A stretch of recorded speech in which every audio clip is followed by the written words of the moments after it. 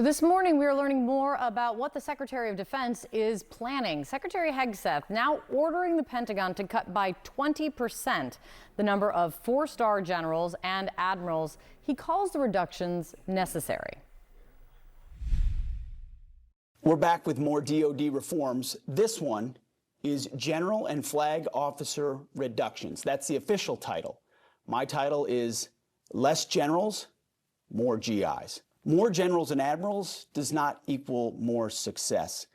Now, this is not a slash and burn exercise meant to punish high-ranking officers. Nothing could be further from the truth.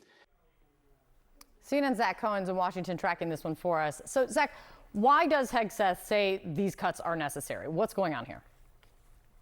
Yeah, Kate, Pete Hegseth saying that this is all about removing bureaucracy and redundancies from the U.S. military, and something that he has talked about even as far back as his confirmation hearing. But his memo outlines a series of significant cuts to the top ranks of the military without really detailing what the criteria for those cuts are. But the cuts in number are significant when you consider the fact that there's only 37 four-star generals and admirals across the military as of 2023. Pete Hegseth is proposing a 20% cut to that 37 number. He's also proposing a 20% reduction in general officers in the National Guard, along with a 10% reduction in the total number of generals and admirals across the force, and potentially about 100 generals across the military that could see their jobs slashed. And look, this is something that the top Democrat on the Senate Armed Services Committee, Jack Reed, has already raised concerns about. He wants to know how Hegseth got to these numbers. He said in a statement yesterday, quote, "Tough personnel decisions should be based on facts and analysis, not arbitrary percentages. Eliminating the positions of many of our most skilled and experienced officers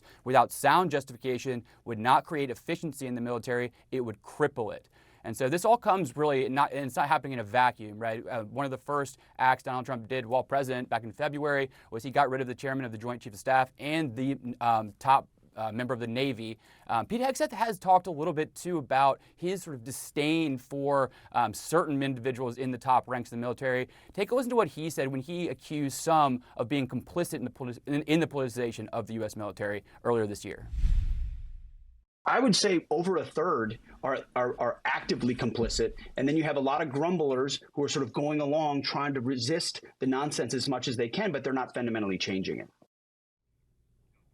So critics would argue that removing senior leadership from the U.S. military means that there's less people to push back on the civilian leadership if they receive an order that they disagree with or maybe they determine is not legal. It remains to be seen how these cuts might affect the U.S. military's readiness and efficiency or when they might take place, because the timeline is also unclear. A lot of uncertainty around all of that, except for the order coming from the top. Great reporting, Zach. Thank you so much. So, General, I want to ask you about Defense Secretary Pete Hegseth in his new initiative to slash 20% of the four-star generals and, four-star flag admirals from the Navy as well. Listen to how he puts it. We're back with more DoD reforms. This one is General and Flag Officer Reductions. That's the official title. My title is Less Generals, More GIs. More generals and admirals does not equal more success. Now, this is not a slash and burn exercise meant to punish high-ranking officers. Nothing could be further from the truth. So fewer generals, he should have said. He says it's not slash and burn, Spider, but what do you think when you look at this? And first of all, you're correct. My English teacher would have said minus 0.5 with less generals. The real issue here is it's a non sequitur. I don't see the correlation between reducing the size of the general officer ranks, flag officer ranks, and increasing the size of the enlisted population and those incredible non-commissioned officers. These are two different sources, two different buckets of individuals and leadership capacities.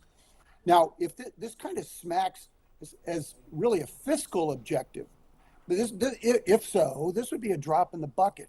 The real issue is I didn't hear in what Secretary Hegseth said that really addresses a problem. His proclamation that they're going to have more GIs, they're going to have more enlisted soldiers, Marines, airmen, guardians, etc. That doesn't match up here. So what I'd love to hear him say is, look, here's the problem I'm trying to solve. Maybe I, as the Secretary of Defense, think this organization is too much of a behemoth. It's got bureaucratic lethargy. We can't move quick enough. Okay, then what I would recommend, if that's the case, I don't think it is, but if that's the case, turn around to the services and say, service chiefs, I think we've got a challenge here. I want your recommendations on what you should look like. Come back to me with your recommendations. Don't state up front, we got a 20% reduction in 4-stars, which would be about 8 to 10 personnel. And don't say we're going to have an additional 10% across the board in all the other flags, which would be about an 80 to 90 number of individuals reduced. Come back and say, look, I think here's what we can do to solve this particular problem. Then if you do that, the service chiefs own the solution. I mean, they're going to be all in.